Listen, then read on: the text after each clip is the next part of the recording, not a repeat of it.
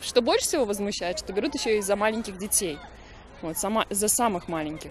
Галина приехала в Таджикистан на летние каникулы после 5 лет проживания в Москве и неприятно удивилась ценам в пригородных зонах отдыха. По ее подсчетам, для того, чтобы ей с 2 маленькими детьми позагорать, поплавать и поесть на природе в течение 1 дня, нужно было бы выложить до $50.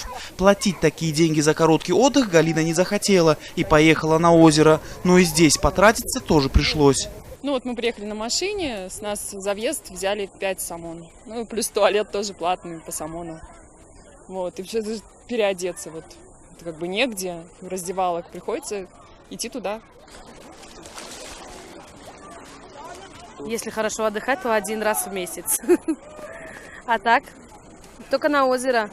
Летом, в основном по субботам и воскресеньям, выезжаем за город, но только на озеро. Это лучший вариант, если у вас много детей. Только хотелось бы, чтобы здесь условия создали какие-то, хотя бы для детей. Ну, цены космические, да. Не каждый по карману. Не каждый себе позволит такое. Большинство жителей столицы позволить себе зоны отдыха не могут. Средняя зарплата по Душанбе составляет около $200. Эту сумму можно потратить и за 1 день, ведь у таджикистанцев традиционно большие семьи. На озерах не протолкнуться, особенно в выходные.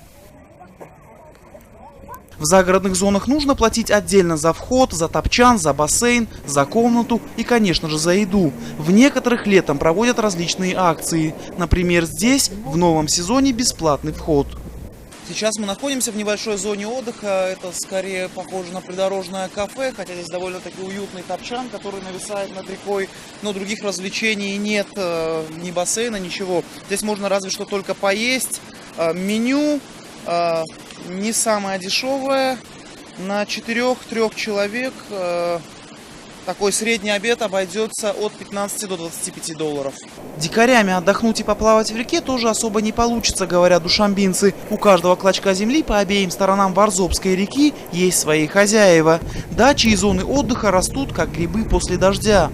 Владельцы говорят, что несмотря на такие условия, доходы у них есть. А цены они имеют право устанавливать такие, какие захотят.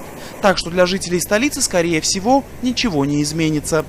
Анушервон Арипов, Насим Исамов. Настоящее время. Таджикистан.